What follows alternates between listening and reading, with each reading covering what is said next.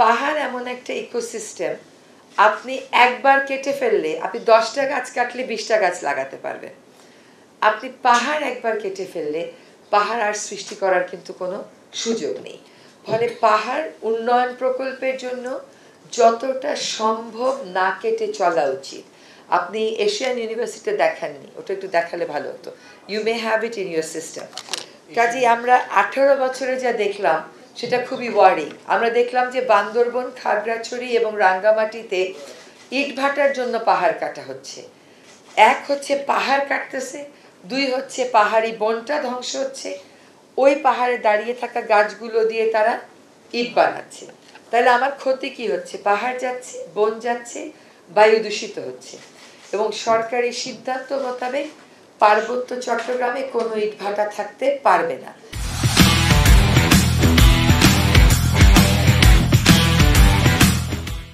হাইকোর্টও দফায় দফায় বলছে থাকতে পারবে না, কিন্তু সেইখানে আমাদের ডিসি মহোদয়রা তাদের কাঙ্ক্ষিত ভূমিকা পালন করছেন না বা নানান কারণে করতে পারছেন না। তো আজকে যে বেসলাইনটা আমরা দেখলাম, যে তথ্যগুলো পেলাম, এগুলোর ফলে আমরা আসলে দায়িত্ব নিয়েই প্রথম কাজ করেছিলাম, ডিসিদেরকে বলেছিলাম আপনারা তালিকা করে পাঠান। এখন আমরা ওনাদের যে স্টাডি এবং ডিসিদের যে তালিকা, সেটা নিয়ে ডিসিদের সাথে আবার বসবো এবং বসে তাদেরকে বলে দেওয়া হবে যে আপনারা নিয়মিত একটা টহলের ব্যবস্থা করবেন।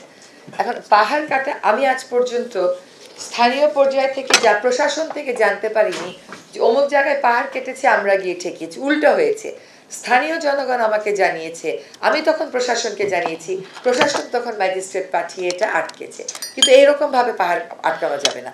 প্রশাসনের প্রতিনিয়ত নজরদারি থাকতে হবে এবং এই ম্যাপিংটা তাদের নজরদারি করাটাকে সহজ করতে পারবে। আমার 4টা ম্যাজিস্ট্রেট আছে, কিন্তু ইউএন এর তো আছে, ডিসির তো আছে। সবার ম্যাজিস্ট্রেট যদি ধরেন একটা জেলাতে পাহাড় কোন জায়গাগুলোতে আছে আমরা জানি, আমরা যদি প্রশাসনকে 4টা ভাগে ভাগ করে দিই, তুমি প্রতিনিয়ত টহল দিবে, তাহলে দেখবে পাহাড় কোথায় কাটা হচ্ছে। তাহলে তো আমরা পাহাড় তো বাঁচাতে হবে, বাঁচানোর একটা রাস্তা বের করা যাবে। এখানে হিল কাটিং পয়েন্টসগুলো ধরেও আমরা বাঁচাবো। পাহাড় না বাঁচাতে পারার পিছনে আরেকটা কারণ আছে। কারণটা হচ্ছে যখন পাহাড়টা কাটে তখন ম্যাজিস্ট্রেট যখন যায় সে শ্রমিকদেরকে ধরে নিয়ে আসে, কখনো পাহাড়ের মালিককে গ্রেফতার করা হয় না।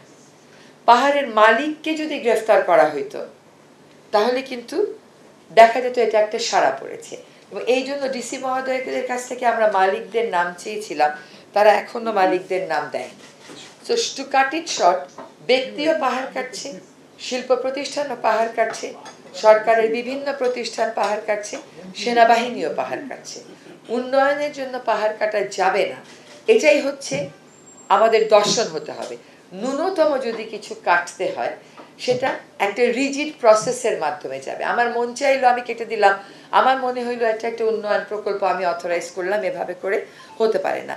কক্সবাজারেও একটা স্টেডিয়াম হয়েছে সম্পূর্ণ পাহাড় কেটে, সেই স্টেডিয়ামে নাকি আন্তর্জাতিক মানের খেলা হবে। আপনারা খোঁজ নিয়ে দেখবেন তো যে সেই স্টেডিয়ামে আন্তর্জাতিক মানের আদৌ একটা খেলাও কখনো হয়েছিল কিনা। তাহলে ওই পাহাড়টা কাটার কি দরকারটা ছিল? তো আমরা এই রেশনালগুলো তৈরি করছি এবং প্রতিনিয়ত কোথাও না কোথাও পাহাড় কাটার বিরুদ্ধে ম্যাজিস্ট্রেটরা যাচ্ছে, কোথাও না কোথাও ম্যাজিস্ট্রেটরা গিয়ে সেটাকে আটকাচ্ছে। বাট এটা তো জাতির মনস্তত্ত্বে, জাতির উন্নয়ন মনস্তত্ত্বে ঢুকতে হবে যে আমরা পাহাড় আর কাটবো না।